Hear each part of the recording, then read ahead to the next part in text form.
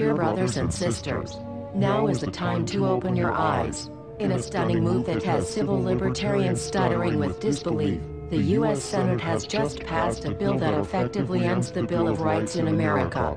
The National Defense Authorization Act is being called the most traitorous act ever witnessed in the Senate, and the language of the bill is cleverly designed to make you think it doesn't apply to Americans. But toward the end of the bill, it essentially says it can apply to Americans if we want it to. Bill summary and status. 112th Congress, 2011 to 2012, S. 1867. Latest title, National Defense Authorization Act 4.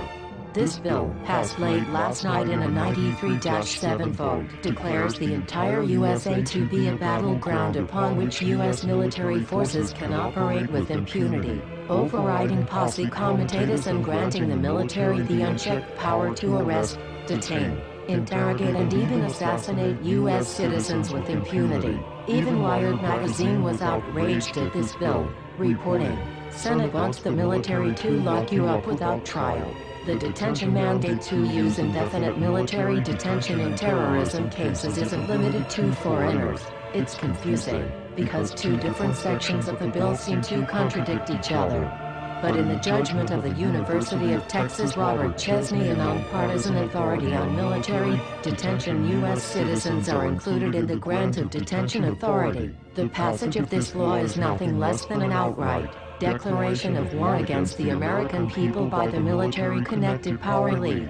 If this is signed into law, it will shred the remaining tenets of the Bill of Rights and unleash upon America a total military dictatorship, complete with secret arrests, secret prisons, unlawful interrogations, indefinite detainment without ever being charged with a crime, the torture of Americans and even the legitimate assassination of U.S. citizens right here on American soil. If you have not yet woken up to the reality of the police state we've been warning you about, I hope you realize we are fast running out of time. Once this becomes law, you have no rights whatsoever in America, no due process, no First Amendment speech rights, no right to remain silent, nothing.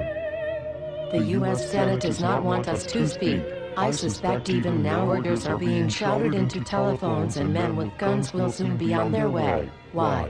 Because while the truncheon may be used in lieu of conversation, words will always retain their power.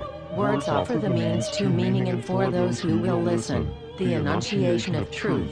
And the truth is, there is something terribly wrong with this country, isn't there? Cruelty and injustice, intolerance and oppression, and where once you had the freedom to object, to think and speak as you saw fit, you now have censors and systems of surveillance coercing your conformity and soliciting your submission.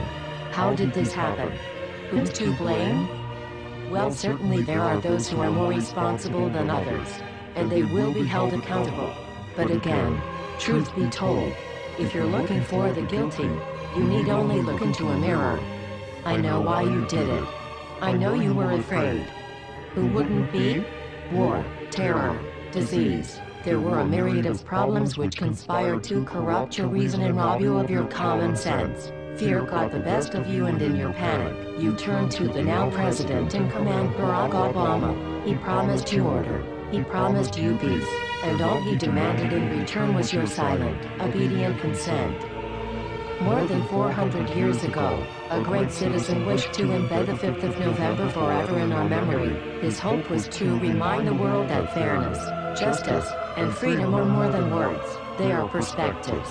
So if you've seen nothing, if the crimes of this government remain unknown to you, then I would suggest that you allow the 5th of November to pass unmarked. But if you see what I see, if you feel as I feel, and if you would seek as I seek, then I ask you to stand beside one another, 1 year from November 5th, 2011, outside the gates of every courthouse of every city demanding our rights. Together we stand against the injustice of our own government. We are anonymous. We are legion. United as one. Divided by zero. We do not forgive censorship. We do not forget oppression. U.S. Senate. Expect us.